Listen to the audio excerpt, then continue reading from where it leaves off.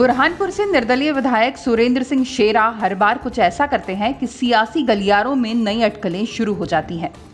एक बार फिर शेरा ने ऐसा ही कुछ किया है कि सियासी गलियारे उनकी हरकत से परेशान नजर आ रहे हैं।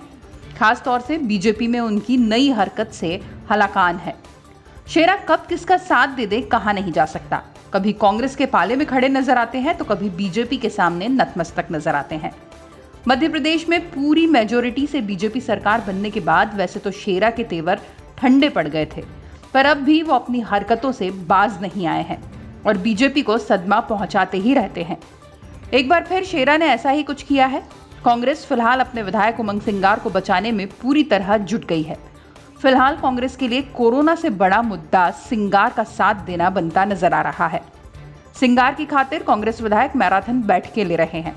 इस बैठक में शामिल होने पूर्व सीएम कमलनाथ के भोपाल स्थित निवास पर कई विधायक पहुंचे, जिसमें विजयलक्ष्मी साधो, संजय शुक्ला, बाला बच्चन, सज्जन सिंह वर्मा, पूर्व विधानसभा अध्यक्ष एमपी प्रजापति, आरिफ मसूद शामिल थे। सब इस बात पर ही मंथन कर रहे थे कि आखिर कैसे सिंगार को इस संकट की घड़ी से निजात दिलाई जा सकती है। वैसे कांग्रेस की ये बैठक बिल्कुल चौंकाने वाली नहीं थी। अपने विधायक को बचाने के लिए पार्टी मंथन कर सकती है, पर ताज्जुब तब हुआ जब इस बैठक में शामिल होने शेरा भी कमलनाथ के निवास पर पहुंचे। मुंह छुपाकर कैमरे से बचने की पूरी कोशिश करते हुए शेरा वहां पहुंचे।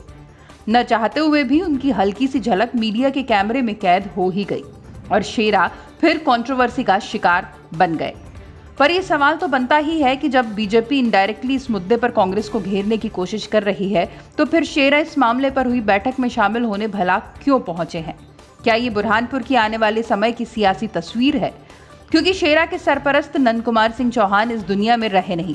अब तक शेरा का सियासी करियर उन्हीं की छत्रछाया में फलता फूलता माना जाता रहा है। नंद कुमार सिंह के गुजरने के बाद क्या शेरा का बीजेपी से मोह भंग हो गया है, ये माना जा सकता है। अगर वाकई ऐसा है तो ये भी संभव है कि अगला चुनाव शेरा निर्दलीय नहीं बल्कि कांग्रेस के टिकट से लड़े।